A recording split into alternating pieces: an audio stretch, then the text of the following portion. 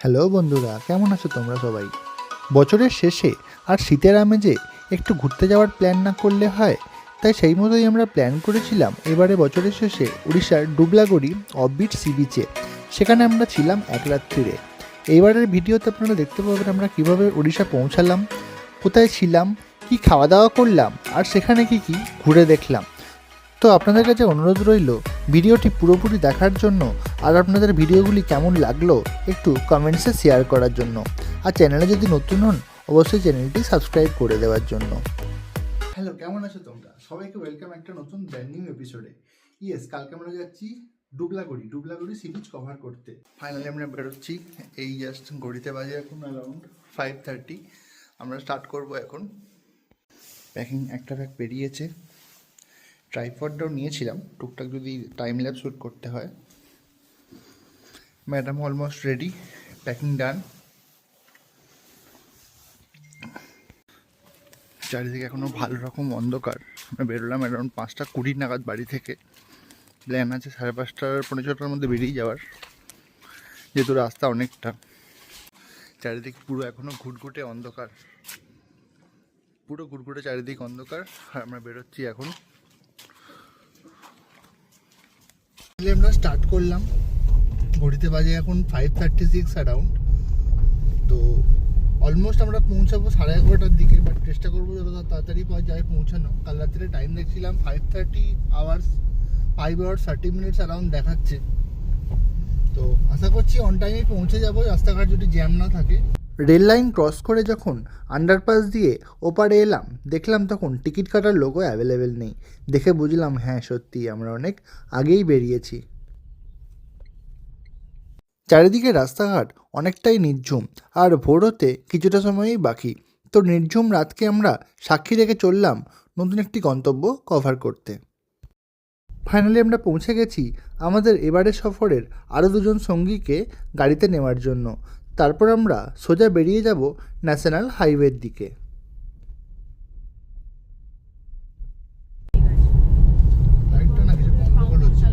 কোন লাইট বাইরের? বেশি উপর থেকে উঠে গেছে। শেষে আমরা ন্যাশনাল হাইওয়ে ধরলাম, আর দুর্গাপুর হাইওয়ে ধরে সোজা দিল্লি রোডকে ছেড়ে চললাম খড়গপুরের রাস্তা ধরে টুয়ার্ডস ডুবলাগড়ি। আপনারা যদি চান তো ট্রেনে করেও যেতে পারেন ডুবলাগড়ি ঘুরতে। সেক্ষেত্রে আপনাদের হাওড়া থেকে ধরতে হবে বন্দে ভারত এক্সপ্রেস, যেটি 6:10 ছেড়ে 8:48 পৌঁছাচ্ছে বালেশ্বর স্টেশন।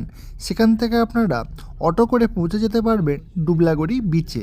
তাছাড়াও আপনারা 8:25 ফলকনামা এক্সপ্রেস ধরে 3 ঘন্টার মধ্যে 11:25 মধ্যে পৌঁছে যেতে পারবেন বালেশ্বর স্টেশন। সেটা আপনাদের জন্য অনেক কনভিনিয়েন্ট হবে। আর বালেশ্বর স্টেশন থেকে বেরিয়ে আপনারা অটো পেয়ে যাবেন। অটো করে আপনাদের ডুবলাগড়ি বিচ পৌঁছতে নেবে 700 টাকা মতো।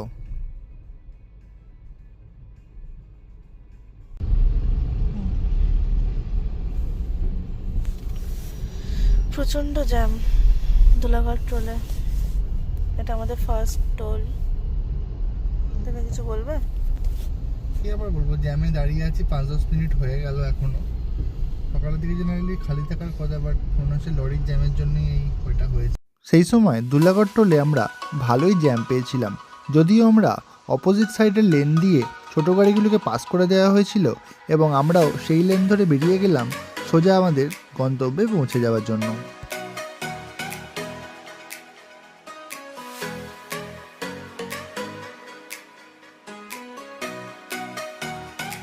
ঠান্ডা মোটামুটি ভালোই ছিল, আর আমরা এক্সপেক্ট করেছিলাম রাস্তা হয়তো ভালো কুয়াশা পাবো, সেক্ষেত্রে হয়তো আমাদের গাড়ির স্পিড অনেক কমাতে হতো, কিন্তু ভাগ্যবশত আমাদের সেরকম কোনো কুয়াশা পেতে হয়নি। যেহেতু অনেক আর্লি মর্নিং বেরিয়েছি, তাই আমাদের কোনো তাড়া ছিল না আমাদের গন্তব্যে তাড়াতাড়ি পৌঁছতে হবে বলে। যেহেতু এটা রিল্যাক্স ড্রাইভ ছিল, তাই আমরা এভারেজ স্পিড রেখেছিলাম ওই 60-70-র মধ্যে। আর রাস্তাঘাটও ফাঁকা ছিল, তাই খুনসুটি করতে করতে আমরা বেরিয়ে পড়েছিলাম আমাদের গন্তব্যের উদ্দেশ্যে। চালাতে চালাতে যখন দেখলাম আশেপাশের হোটেলগুলো, তখন বুঝতে পারলাম কোলাঘাট আর খুব সামনেই এসে গেছে।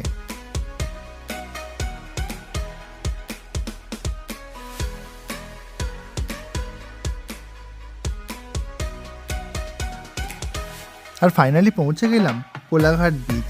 চারিদিকে খুব কুয়াশায় ঢাকা, হালকা ফুলকা গাড়ির এভারেজ স্পিড। আর এই যে বাঁদিকে কুয়াশায় ঢাকা কোলাঘাট বিচ। কোলাঘাট বিচে ঘুরতে আসতে খুব ভালোই লাগে এবং এবছর আমরা অনেকবারই এই কোলাঘাট হয়েই নতুন নতুন জায়গা ঘুরতে গেছি, আর সেই ভিডিও আপনাদের সাথে শেয়ার করেছি।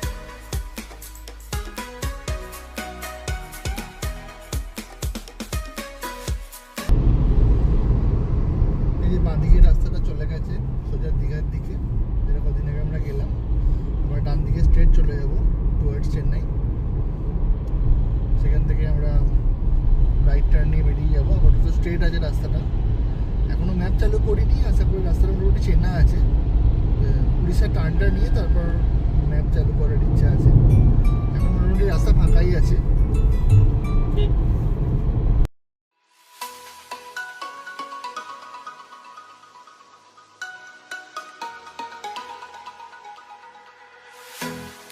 পৌঁছে গেছি আমাদের সেকেন্ড টোল প্লাজা, আজকের ডেবরা টোল প্লাজাতে।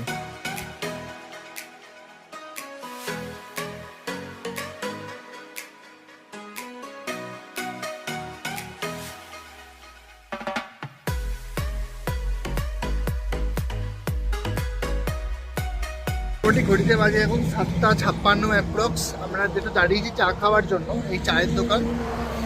আর এই হচ্ছে আমাদের গাড়ি। বাকিরা কেউ চা খাবে না বললো। রাস্তা মোটামুটি ফাঁকাই আছে এখনও অবধি। মোটামুটি এখনও 3 ঘন্টা মতো জার্নি আছে। এই যে একজন বাইরে দাঁড়িয়ে আছে। মোটামুটি রাস্তা ফাঁকা আছে, দেখা যাক। এখনও আমরা আছি টার্নটা আসেনি, যেখান থেকে চেন্নাই আর ঝাড়খণ্ড আর পুরীর রাস্তাটা ভাগ হয়ে যেতে, সেই টার্নের ওখানে এখনও আসিনি। একটু দূরে আছি, এখান থেকে এখনও 30 কিলোমিটার দেখাচ্ছে অ্যাপ্রক্স খড়গপুর। চাটা খেয়ে নিই। চা বিরতির পর আবার আমরা চলতে শুরু করলাম টুকলাগড়ির উদ্দেশ্যে। রাস্তাঘাট অনেকটাই ফাঁকা ছিল তখন।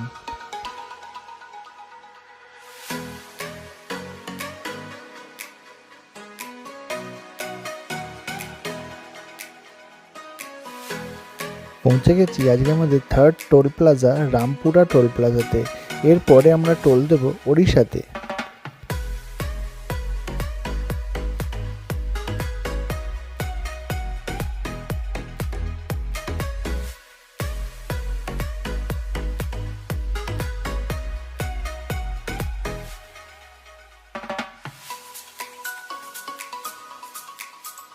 খড়গপুর পেরোনোর পর রাস্তাঘাট যেন আরোই ফাঁকা হয়ে গেল। আপনারা যারা নতুন গাড়ি শিখছেন বা গাড়ি থেকে কোথাও ঘুরতে যাওয়ার প্ল্যান করছেন, তাদের জন্য এই রাস্তাগুলো সত্যি খুব কনভেনিয়েন্ট। আপনারা খুব ইজিলি ড্রাইভ করেই আপনাদের গন্তব্যে এখানে পৌঁছে যেতে পারবেন।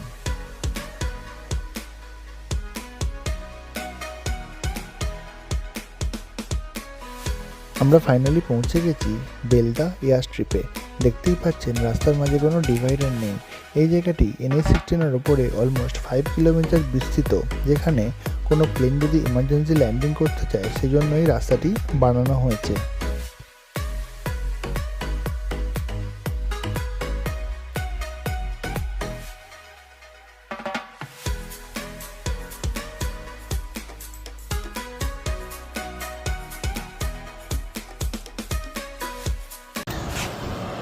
জাস্ট জ্যাকেটটা খোলার জন্য একটু দাঁড়ালাম।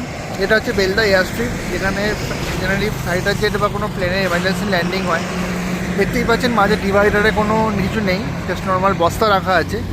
যখন গেটগুলো নামিয়ে তখন বস্তাগুলো সরিয়ে দেয়। এটা বিশাল বড় লম্বা। এই যে আমাদের গাড়ির বাকিরা এখানে দাঁড়িয়ে আছে অলরেডি। এখনও মোটামুটি 96-95 কিলোমিটার মতো আছে। এক্সপেক্টেড টাইম দেখাচ্ছে 11টা। চোখের অবস্থা খুবই খারাপ, সানগ্লাস পরে আছি কারণ চোখগুলো কিছু বোঝা যাবে না। এই যে বাকিরা দাঁড়িয়ে আছে। আবার আমরা চলতে শুরু করলাম ডুবলাগড়ির উদ্দেশ্যে। এখান থেকে ডুবলাগড়ির রাস্তা দেখাচ্ছে অ্যারাউন্ড 80 কিলোমিটার, যেটা আমাদের পৌঁছতে 1.5 ঘন্টা মতো সময় লাগবে।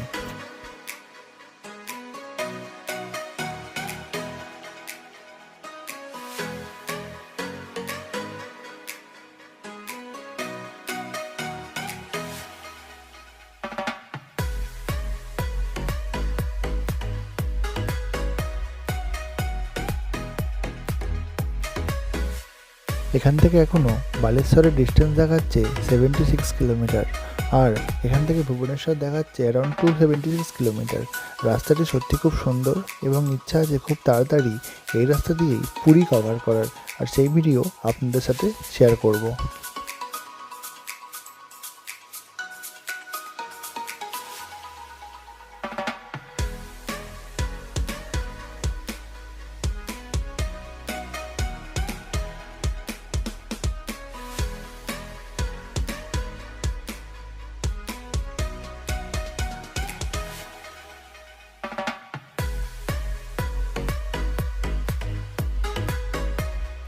যেতে যেতে একটু ওয়াশরুম ব্রেক নিলাম, আর এই দাদা বলল এনাদের গাছের আখের রস খাওয়াবে। এই প্রথমবার ওড়িশাতে ঢুকে খেলাম আদা দিয়ে আখের রস, যেটা খেতে অন্যরকম ছিল। আমরা জেনারেলি লেবু দিয়ে খাই, বাট ইনি আমাদের লেবু তার সাথে আদা দিয়ে সুন্দর আখের রস বানিয়ে খাইয়েছিলেন, আর আখগুলো সত্যি খেতে খুব মিষ্টি ছিল।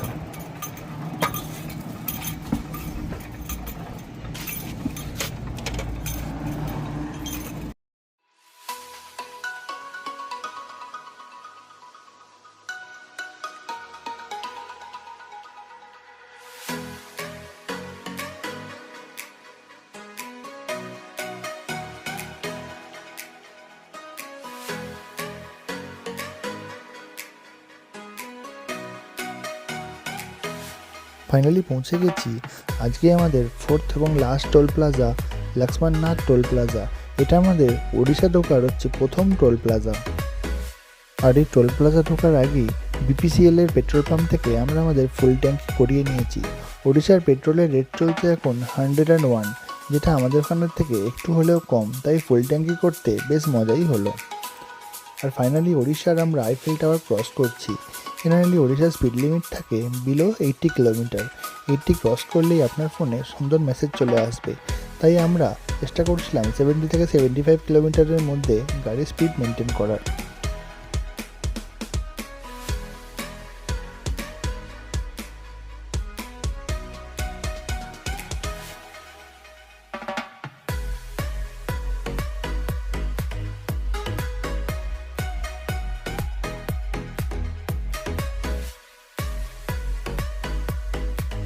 ওড়িশার রাস্তাঘাট যেমন সুন্দর তেমন ফাঁকা।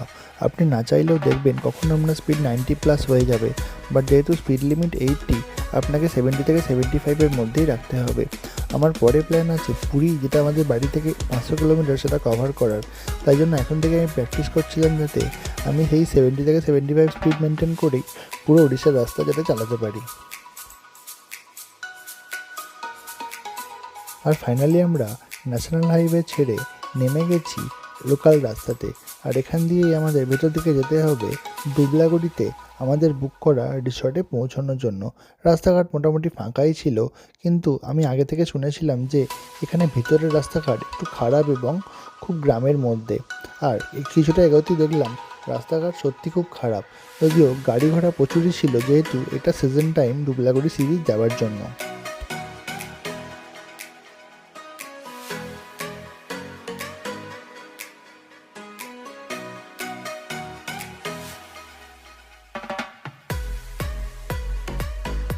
রিসর্ট পৌঁছানোর আগে আমরা পৌঁছে গেছি অনেক সরু রাস্তাতে। আপনারা যদি দুবলাগুড়ি সি বিচ আসেন, চেষ্টা করবেন 11টার মধ্যে হোটেলে পৌঁছে যাওয়ার, নাহলে লোকাল পিকনিক করতে আসা লোকজনের জন্য রাস্তাঘাট ভালোই জ্যাম হয়ে যায়। আর রাস্তাঘাট খুবই সরু, একটা গাড়ির যাওয়ার জন্যই রাস্তাটি উপযুক্ত।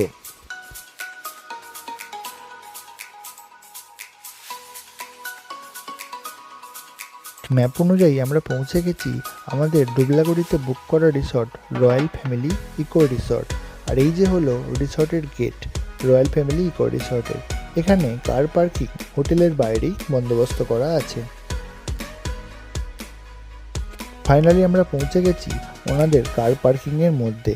এখানে অনায়াসে 10-15টা গাড়ি রাখা যায়, এবং আমরা আমাদের কার পার্কিং করার সময় ওনাদের লোকজন চলে এসেছিল আমাদের ব্যাগগুলো হোটেলে নিয়ে যাওয়ার জন্য। এলাম রুমে, জাস্ট একটু আগে পৌঁছালাম। মোটামুটি পৌঁছতে লাগলো ওই 11:40-45 মতো। তো মোটামুটি খালিই আছে। আপাতত আমাদের এই রুমটা দিয়েছে, রুম নাম্বার 312, আর ওই দূরে একটা রুম দেবে 308। এই হচ্ছে। আমরা এই রাস্তা দিয়ে এলাম সোজা, আর এদিকে স্ট্রেট গেলে হচ্ছে সি বিচ। আর এটা হচ্ছে আমাদের hotel, royal family beach eco resort. বেশ ভালো, ভেতরে ক্যাম্পাসটা দেখাচ্ছি। আর এদের পার্কিং হচ্ছে বাইরে।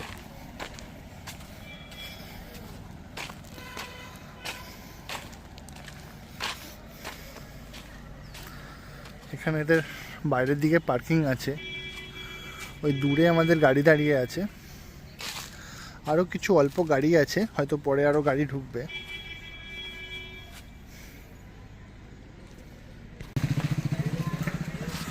এই হচ্ছে হোটেলের এন্ট্রান্স, আর এই হচ্ছে ওভারঅল ক্যাম্পাস। ওভারঅল ক্যাম্পাসটা একটু পর ঘুরে দেখাচ্ছি। আর একটা মেন বিল্ডিং আছে, আর এখানে হচ্ছে রেস্টুরেন্ট।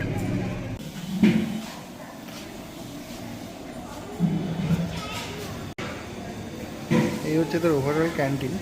খাবার দাবার রেডি হচ্ছে, লাঞ্চ টাইম আছে 12টা থেকে 2টো।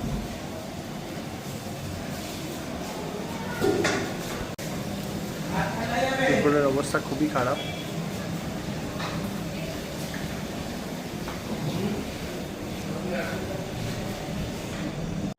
রুমগুলো সবই ভালো, কিন্তু আমার হাইট অনুযায়ী আয়নাটা খুবই ছোট, আমার গলা কেটে গেছে। তো স্পেশালি আমাকে দেখতে গেলে ঠিক এইভাবে আমাকে বসতে হবে, আর এইভাবে চুল ঠিক করতে হবে। যাই হোক, আমি আজ থেকে এইভাবেই করবো, অ্যাটলিস্ট একদিন ম্যানেজ করে নেবো একটুখানি। আমাদের এই রুম নাম্বারটা দিয়েছে 312। জাস্ট ঢুকি, একটা বেড আছে, এখানে 2টো চেয়ার আছে, একটা টেবিল আছে, ফ্যান আছে, আর এই সাইডে আছে একটা ছোট্ট ড্রেসিং টেবিল। আমার হাইট 6 ফিট, একটু ছোট, যাই হোক ম্যানেজ করে নেওয়া যাবে একদিনের জন্য। এখানে টুকটাক সেলফ আছে, এখানে ড্রয়ার আছে। আর শীতকালে মেন যেটা দরকার, লাইটটা একটু জ্বেলে নিই, ঘরটা অন্ধকার লাগছে।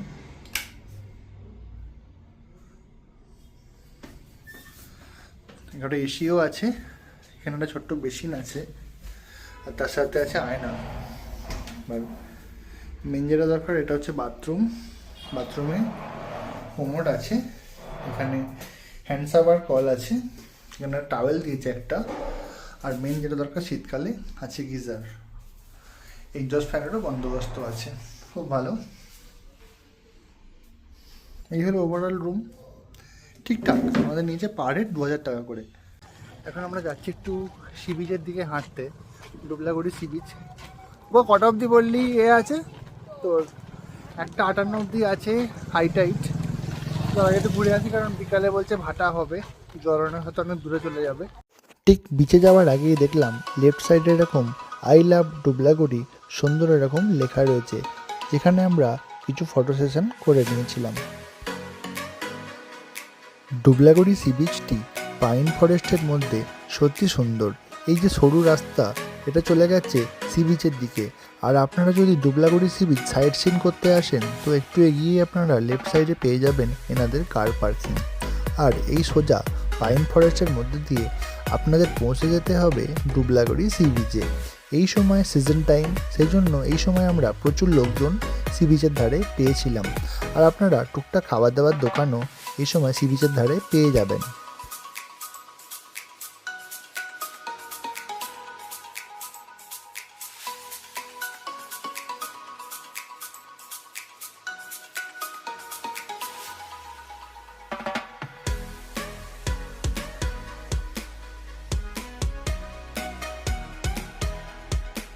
সি বিচ বলতে আপনারা মন্দারমণি ছেড়ে একবার ডুবলাগড়ি সি বিচ ঘুরে যেতেই পারেন। এরকম নির্জন সি বিচ আর তার সাথে পাইন ফরেস্ট আপনাদের একদমই নিরাশ করবে না।